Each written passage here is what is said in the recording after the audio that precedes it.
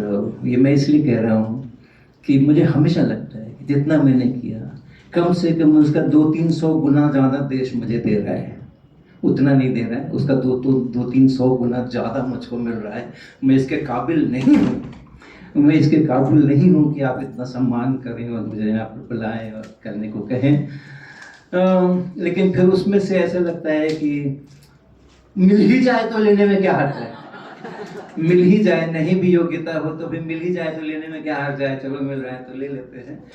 तो वैसी ही परिस्थिति है। और एक शिक्षक होने के नाते मैंने मन से पढ़ाया, इसके अलावा कुछ नहीं किया।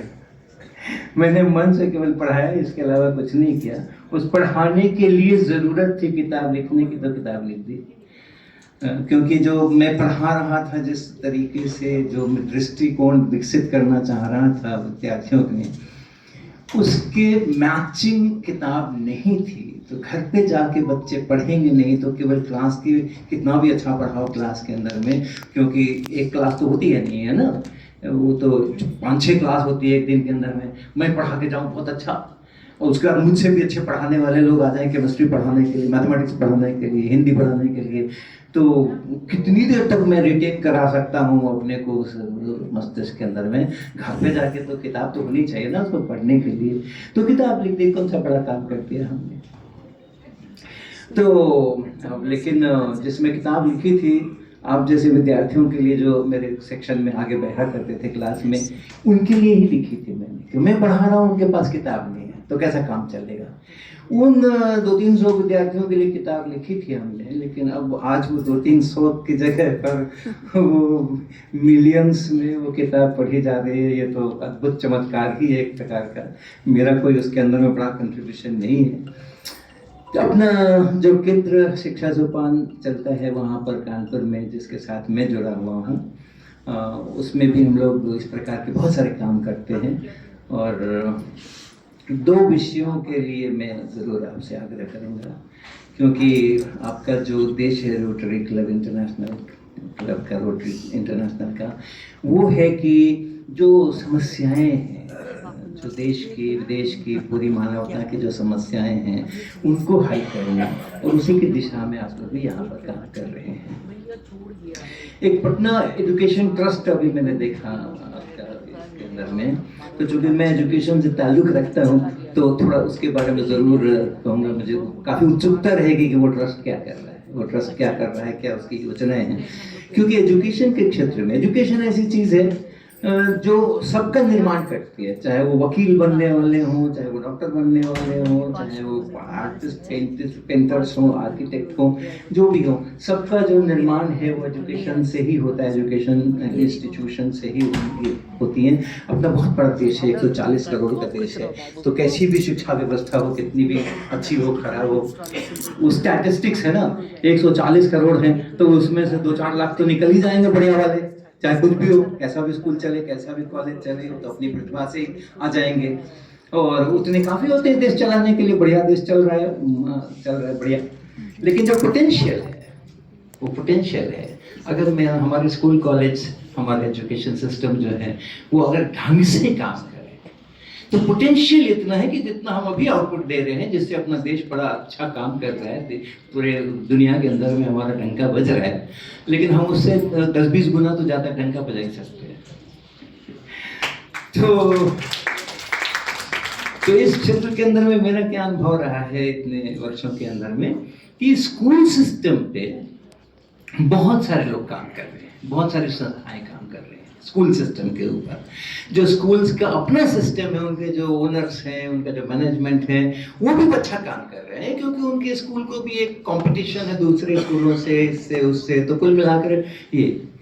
लेकिन जो कॉलेज एडमिशन, कॉलेज एजुकेशन है, वो बड़ी विपन्नता की स्थिति में है। जो हमारे डिग्री कॉलेजेस हैं, बहुत सारे डिग्री कॉलेजेस हैं, पटना केंद्र है, यहाँ पर कुछ कॉलेजेस होंगे जिनके नाम हमको पता हैं, जहाँ पर हम जाते हैं तो बच्चे दिखाई पड़ते हैं। लेकिन मैं जब बातें करता हूँ लोगों से, और अपने यूपी में भी देखता हूँ और अपने बिहार में भी देखता हूँ, बातें करता हूँ, तो पता चलता है कि हमारे कॉलेजेस के अंदर में तो बिल्डिंग ही है बस, और तो कुछ है ही नहीं, ना विद्यार्थी है, ना क्लासेस हो रही है, ना लेबोरेटरीज हो रही है। तो जिसको हम कहते हैं ना अति पिछड़ा वर्ग, तो हमारा जो कॉलेजेस वाला सिस्टम है, डिग्री कॉलेजेस वाला, वो वास्तव में अति पिछड़ा वर्ग की श्रेणी में ही आता है।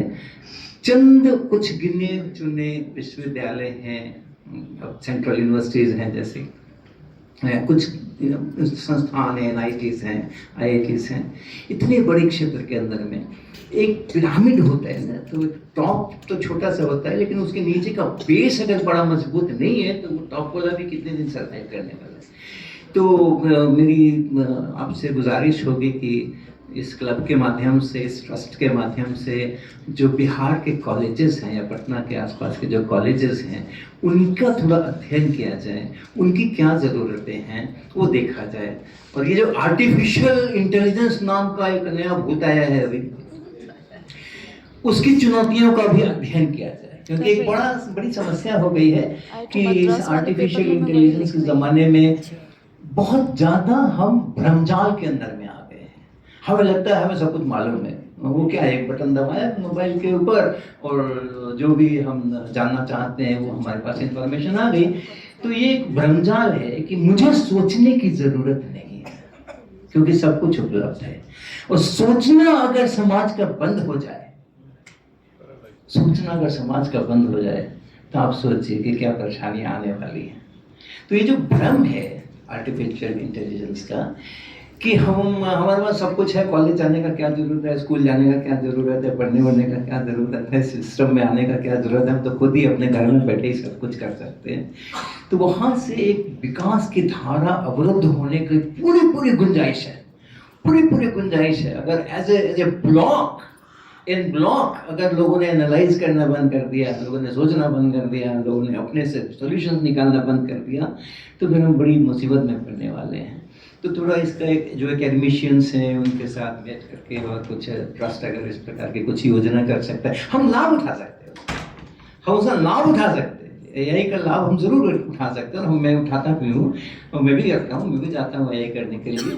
लेकिन वो AI मुझको जानकारियाँ हासिल करने के लिए नहीं है। जो मैं अपने लेक्चर प्लान कर रहा हूँ उसके अंदर में उसको एज एन असिस्टेंट में यूज़ कर रहा हूँ। प्लान मेरा होता है, लेकिन उसमें जो हमें कभी कोई PPT चाहिए, कहीं कोई वीडियो चाहिए, कहीं कुछ चाहिए, तो हम उसका इस्तेमाल करें। लेकिन इस भ्रम से टूटना है कि वो, तो इसका भी एक अवेयरनेस जो है वो इस माध्यम से चले। और दूसरी मेरी एक गुजारिश है कि हम, जैसे हमारा चश्मा होता है, तो चश्मे में हमारा एक नज़दीक वाला चश्मा होता है, एक नीचे के साइड में, और ऊपर के साइड में दूर वाला चश्मा होता है। तो जो नज़दीक वाला चश्मा है उसमें हम देखते हैं कि गड्ढा कहाँ है, हमारा पैर उस गड्ढे में तो नहीं जा रहा है, और अगर गड्ढे में जा रहा है तो इमीडिएट ज़रूरत है कि उस गड्ढे को भरा जाए। तो आपके कार्यक्रम जितने मैंने देखे उसमें मुझे लग रहा है कि ये इमीडिएट ज़रूरत वाली जो चीज़ें हैं उनको प्रमुखता से आपने हैंडल किया है, बहुत ज़रूरी है। अगर वो नहीं होगा तो हम तो चल ही नहीं सकते, हम तो गिर ही जाएंगे। तो जो हमारे इमीडिएट कांटे हैं, पैर में कांटा चुभा हुआ है, तो उसको तो निकालना है। तो आपके जो सहेली का कार्यक्रम होगा, या आपने ज़रूरतमंद लोगों को ई-रिक्शा देने का, साइकिल देने का, और कुछ लोगों के उपचार के लिए कुछ धन देने का, ऐसा जो कार्यक्रम आप कर रहे हैं वो है। लेकिन हमें जाना कहाँ है? वो दूसरा चश्मा का जो दूसरा भाग है ना, जो हमें दूर की चीज़ दिखाता है, उसको भी देखने की ज़रूरत है। और उसमें से एक चीज़ के ऊपर केवल आपका ध्यान आकर्षित करना चाहूँगा, और वो है हमारा जो क्लाइमेट चेंज है, हमारा जो गर्मी, ग्लोबल वार्मिंग हो रही है, वो वाकई में थ्रेट है, काफ़ी बड़ा थ्रेट है वो। और जो हमारी मानवता है उसके लिए, उसके भविष्य के लिए, उसके सर्वाइवल के लिए 100-200 साल के बाद क्या परिस्थितियाँ होने वाली हैं, उसके लिए ये है। तो ये दूर वाले चश्मे से अगर हम देखते हैं तो हमें ये दिखता है कि अगर ये कार्बन डाइऑक्साइड का एमिशन, हम लोग बहुत सुनते हैं टीवी में कार्बन ऑडिट, बड़े इंटरनेशनल ट्रीटीज़ हो रही हैं, क्या हो रहा है क्या नहीं हो रहा है, लेकिन हमारे स्तर पर, समाज के स्तर के ऊपर जो अवेयरनेस है इसके बारे में, जानकारी है इसके बारे में, ऑथेंटिक जानकारी, उसको भी फैलाने की बहुत ज़रूरत है। क्योंकि ये जो कार्बन डाइऑक्साइड का एमिशन है उसके कारण से वो जो ग्लोबल वार्मिंग जिसको कह रहे हैं, अपनी धरती का टेम्परेचर बढ़ रहा है, यानी धरती को बुखार आ रहा है। ओके, हमारे डॉक्टर साहब बैठे हैं यहाँ पर। सर, धरती को भी बुखार आ रहा है, उसका भी इलाज कराने की जरूरत है। केवल लोगों को ही बुखार नहीं आ रहा है, और हमारा भी टेम्परेचर 1-2 डिग्री बढ़ जाता है तो हम डॉक्टर के यहाँ जाते हैं और दवाइयाँ लेते हैं। धरती का टेम्परेचर 1-2 डिग्री बढ़ चुका है और वो बुखार में है, और वो तेजी से और उनका बुखार बढ़ने वाला है, बढ़ रहा है। तो ऐसा नहीं है कि समस्या आने वाली है, समस्या आ चुकी है, वो समस्या के अंदर ही जी रहे हैं, उससे ग्रसित हैं, उस रोग से ग्रसित हैं हम।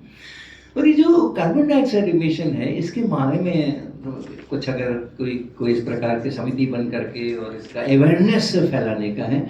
ये एक तो हम सांस छोड़ ले, उसी से कार्बन डाइऑक्साइड बढ़ाते रहते हैं, तो वो जरूरी है, हमें सांस छोड़ना जरूरी है, नहीं छोड़ेंगे तो हम करेंगे ही क्या फिर। इस तरह से हम एलपीजी से खाना बनाते हैं रोजाना, 2-3 घंटे सवेरे, 2-3 घंटे रात को, हर एक घर में, घर के अंदर में। और जितनी एलपीजी जलती है वो क्या करती है, वो कार्बन डाइऑक्साइड ही तो बनाती है। एलपीजी जलेगी तो कार्बन डाइऑक्साइड बनेगी, वो भी जरूरी है, वो भी जरूरी है। हम प्राचीन काल वाली लकड़ी जंगल से चुन करके और उससे तो चूल्हा जला करके खाना अब नहीं बना सकते हैं, हालांकि बड़े अच्छे सिस्टम था वो बड़ा अच्छा सिस्टम था, क्योंकि हम कार्बन डाइऑक्साइड पैदा कर रहे थे लकड़ी जला करके, और वही जंगल उसी कार्बन डाइऑक्साइड को लेकर के दोबारा से लकड़ी बना रहा था। तो कितना अच्छा सिस्टम था। तो खैर वहां तो हम नहीं जा सकते, हमें तो एलपीजी चलानी ही पड़ेगी। लेकिन बहुत सारी जो बेजरूरत हम कार्बन डाइऑक्साइड पैदा कर रहे हैं, उसको तो रोक लेना। जो बेजरूरत हम कार्बन डाइऑक्साइड पैदा कर रहे हैं, जितनी बिजली जलती है, जितनी इलेक्ट्रिसिटी खर्च होती है, जितनी फैक्ट्रीज हैं, जितनी मशीनें हैं, जितना भी इंडस्ट्रीज है, कुछ भी है, तो बिजली तो हर जगह लग रही है। और जितनी बिजली लग रही है उतना कोयला चल रहा है, क्योंकि बिजली बनती है कोयले से। भारत के अंदर में जो ऑलमोस्ट 85-90% जो बिजली बनती है वो कोयले से बनती है।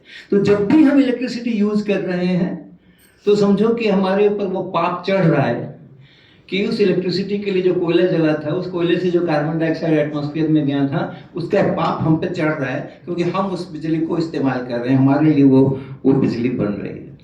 तो हम कोई भी आइटम जब खरीदते हैं, कोई भी आइटम खरीदते हैं, हम अपना एक कुर्ता खरीदने जाते हैं, कुछ भी खरीदते हैं बाजार से, कहाँ बनता है वो कहाँ बनता है। हम एक मंजन खरीदने जाते हैं, कहाँ बनता है वो किसी न किसी फैक्ट्री में बनता है। उस फैक्ट्री में मशीनें चलती हैं, उन मशीनों के लिए बिजली लगती है, उस बिजली के लिए कोयला लगता है, उस कोयले से कार्बन डाइऑक्साइड बनता है। तो जितनी मुझे जरूरत है, एलपीजी खाना बनाना पड़ेगा, मेरी जरूरत है, सांस छोड़ना पड़ेगा, मेरी जरूरत है, उतना तो क्षम्य है। लेकिन अगर मेरे अपने घर के अंदर में, मैं परसों जब 3-4 दिन पहले जब मैं घर से चला था दिल्ली के लिए, तो मैं सूटकेस में जब कपड़े रख रहा था, तो मैं देख रहा था कौन सा कुर्ता यहाँ आना है, तो कैसा वाला कुर्ता होना चाहिए, थोड़ा अच्छा दिखना चाहिए। तो वो सब करने के लिए मैं सारे कुर्ते अपने देख रहा था और अपने टी शर्ट्स देख रहा था, कौन सा रखूं। तो मैंने नोटिस किया कि मेरे पास 40 कुर्ते हैं। 40 कुर्ते क्यों होने चाहिए भाई? 40 कुर्ते क्यों होने चाहिए? आखिर उन 40 कुर्तों को बनाने के लिए कितना ज्यादा कार्बन डाइऑक्साइड लगा होगा। लेकिन मैं क्या करूं? मैंने पिछले 4 साल में एक भी कुर्ता नहीं खरीदा है। पिछले 4 साल में मैंने एक भी कुर्ता नहीं खरीदा है। लेकिन अब लोग कहीं जाते हैं तो हमें बहुत प्यार से उपहार में ये दे देते हैं, वो दे देते हैं, वो दे देते हैं। पार्कर की पेन मेरे पास 4 पड़ी हुई है पैकेट में, अभी खोला नहीं है पैकेट। वो लोग दे देते हैं, प्रोफेसर है पेन दो। अब वो देखो, पेन अपनी जगह पर है, एक तो इतना सारा पेन होना क्यों चाहिए? 4 तो पार्कर की है और बाकी जाने कितनी है, 50-60 पेन होंगी मेरी टेबल के ऊपर, मैंने एक भी नहीं खरीदी। और वो देखो, वो जो उसका पैकिंग है ना, वो मुझे बड़ा दुख देता है। उसमें कलम तो होती है इतनी सी, और पैकिंग होती है इतनी बड़ी, और प्लास्टिक की, मोटे प्लास्टिक की होती है, कटती भी नहीं है जल्दी से। और उतना बड़ा जो उसका कवर बनाया, वो तो बेजरूरत का कार्बन डाइऑक्साइड बना ना। अगर वो कलम एक छोटे से उसके अंदर में पैक कर देते, पन्नी लगा के पैक कर देते। उसको फेंकना है मुझे कलम इस्तेमाल करना है, उस बाकी के उस पूरे प्लास्टिक को काट करके मुझे फेंकना पड़ता है डस्टबिन के अंदर में। बहुत दुख होता है मुझे कि ये जो इतना कार्बन डाइऑक्साइड इसके लिए बना है, उसका तो पाप मेरे ऊपर जबरदस्ती चढ़ गया। तो ये जो है, मैं प्रयागराज गया था कुछ दिन पहले, एक वहां पर कार्यक्रम था, उसमें तो मुझे एक होटल में ठहराया गया, बड़े होटल में, ये भी बड़ा होटल है, एक बड़े होटल में ठहराया गया। मैं वहां पहुंचा दिन में करीबन 1 बजे, फ्लाइट दिल्ली से आई, उसके बाद 1 बजे मैं होटल पहुंचा।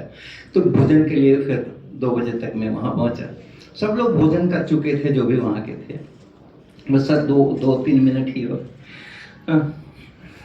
तो मैं अकेला था, सबसे लेट। और बड़े होटलों का एक कैरेक्टरिस्टिक ये भी है ना, मापदंड है, कौन सा होटल कितना बड़ा है उसका एक मापदंड है कि ऑर्डर देने के बाद कितना टाइम वेट करना पड़ेगा आपको। जितना ज्यादा टाइम वेट करना पड़ेगा उतना बड़ा वो होटल है। तो बैठा बैठा मैं क्या करता हूँ, मैं तो मोबाइल व्हाट्सएप वगैरह होता ही नहीं मेरे पास, में तो पुराने जमाने का आदमी हूँ।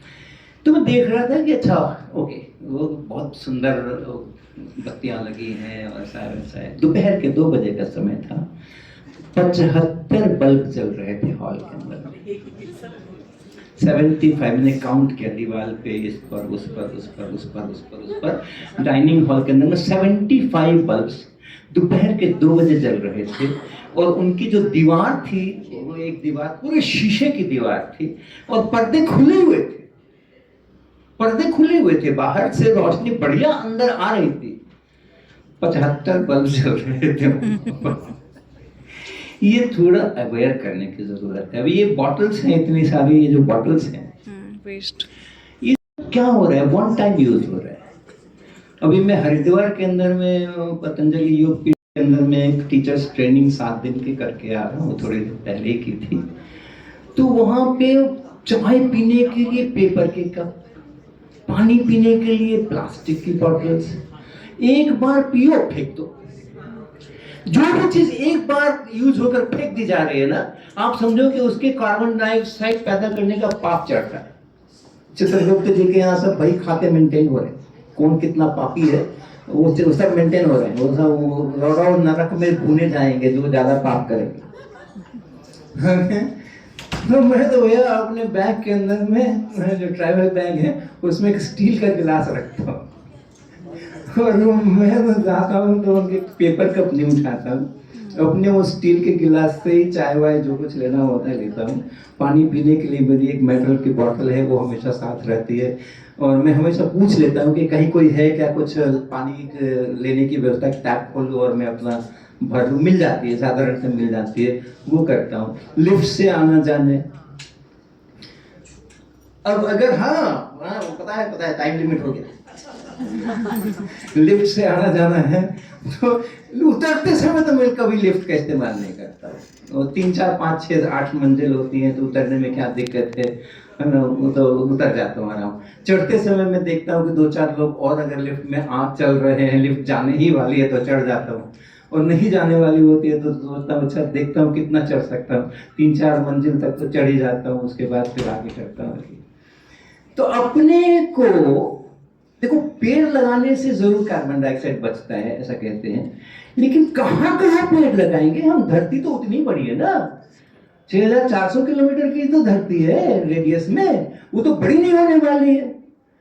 तो पेड़ लगाने से हमारा काम चलने वाला है नहीं बड़े स्तर के ऊपर, लोकली फायदा होगा लेकिन बड़े स्तर पर नहीं होने वाला है। बड़े स्तर पर फायदा तभी होने वाला है जब हम अपनी जरूरतों को कम करेंगे और अपना जो एक क्रेज रहता है कि अरे ये तो बड़ा सुंदर है खरीद लो, ये तो बड़ा अच्छा है खरीद लो, उसको हम बचाएंगे। जितनी हमारी मिनिमम जरूरतें हैं उतने का ही हम सामान ले, और ध्यान रखें कि वन टाइम यूज वाली कोई भी चीज हम इस्तेमाल न करें। थोड़ा इसके लिए भी अगर एक क्लब थोड़ा अवेयरनेस प्रोग्राम इसको बढ़ाए यहाँ पर तो बड़ी कृपा होगी। बहुत बहुत धन्यवाद।